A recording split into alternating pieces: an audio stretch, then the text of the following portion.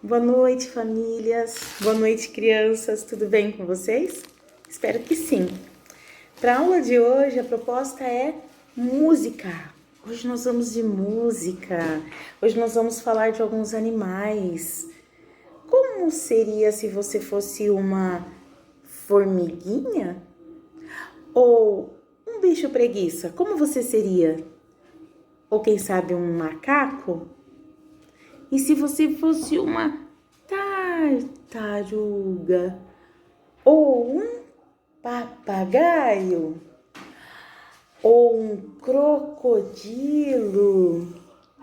Ou como você seria se fosse uma galinha? Ou até mesmo um elefante? Essa musiquinha que eu tô trazendo para vocês, ela vai falar sobre esses animais de uma maneira muito gostosa, tá bom? Quem aí gosta de cantar, de dançar, de fazer movimento, vem comigo, que a aula de hoje, então, a gente vai sacudir. Um beijo para vocês e até a próxima.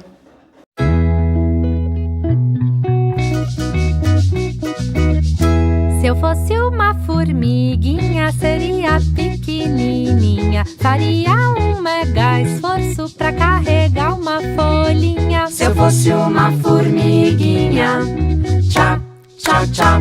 Se eu fosse um bicho preguiça, dormia o dia inteiro. Não me mexia pra nada, nem pra ir no banheiro. Se eu fosse um bicho preguiça, se eu fosse uma formiguinha, tchá, tchá, tchá. E se eu fosse um macaco, pulava de galho em galho. E comer muitas bananas seria um grande barato. E se eu fosse um macaco, se eu fosse um bicho preguiça, se eu fosse uma formiguinha, tchá, tchá, tchá. Se eu fosse uma tartaruga, andava bem devagar. E se eu quisesse ir bem longe, acho que ia demorar. Se eu fosse uma tartaruga, e se eu fosse um macaco, se eu fosse um bicho preguiça, se eu fosse uma formiguinha, tchá, tchá, tchá. Se eu fosse um papagaio, seria muito falante. Tudo que eu escutasse, repetiria no instante. Se eu fosse um papagaio, se eu fosse uma tartaruga, e se eu fosse um macaco, se eu fosse um bicho preguiça, se eu fosse uma formiguinha,